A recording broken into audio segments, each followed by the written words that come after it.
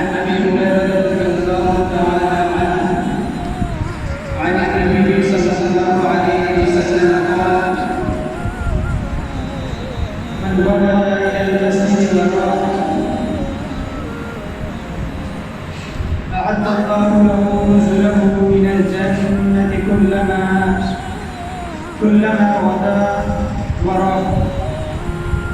متفق علیہ. حدیث حضور اکرم صلی اللہ علیہ وسلم نے ارشاد فرمایا جو شخص صبح اور شام کے وقت مسجد کی طرف نماز جماعت کے ساتھ ادا کرنے کے لیے آتا ہے اللہ تعالیٰ اس کے لیے جنت میں مہمان نوازی تیار کرتے ہیں، چاہے وہ صبح کا وقت ہو یا شام کا وقت.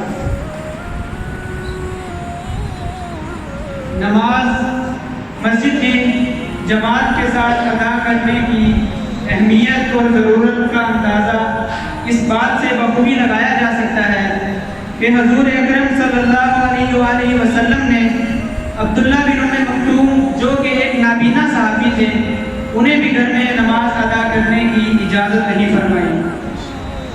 ایک اور جگہ پر متفق علیہ حدیث ہے حضور اکرم صلی اللہ علیہ وآلہ وسلم نے ارشاد فرمایا گھر میں نماز ادا کرنے سے مسجد میں جماعت کے ساتھ نماز ادا کرنا 27 گنا زیادہ بہتر ہے. حضور اکرم صلی اللہ علیہ وسلم نے ارشاد فرمایا ابو درداء رضی اللہ تعالی عنہ سے روایت ہے وہ فرماتے ہیں کہ ایک مرتبہ میں نے رسول اللہ صلی اللہ علیہ وسلم کو فرماتے ہوئے سنا. آپ نے فرمایا الجنت بیت کل تقی کہ مسجد متقی و پرہیزگار کے لیے گھر ہے. مسجد میں جماعت کے ساتھ نماز ادا کرنے کی ضرورت اہمیت کا اندازہ ایک اور حدیث سے میں آپ کو واضح کرتا چلوں. حضرت انس اس حدیث کے راوی ہیں. حضور اکرم صلی اللہ علیہ وسلم نے ارشاد فرمایا من صلی للہ جو شخص نماز ادا کرتا ہے اللہ تعالیٰ کے لیے نہ کہ کسی کو دکھانے کے لیے نہ کہ یہ کہلوانے کے لیے کہ میں نمازی ہوں، جو شخص یہ اللہ تعالیٰ کے لیے نماز ادا کرتا ہے یوماً 40 دن فی جماعت جماعت کے ساتھ یدرک التکبیرۃ الاولیٰ ایسی جماعت کے ساتھ کہ اس کی تکبیر اولیٰ بھی ادا نہیں ہوتی تو حضور اکرم صلی اللہ علیہ وسلم ارشاد فرماتے ہیں کتبت لہ براءتان براءۃ من النار و براءۃ من النفاق. حضور اکرم صلی اللہ علیہ وسلم ارشاد فرماتے ہیں اس کے لیے 2 برات لکھ دی جاتی ہیں. سب سے پہلے تو برات کا مطلب سمجھتے چلیں. برات کا مطلب ہے نجات.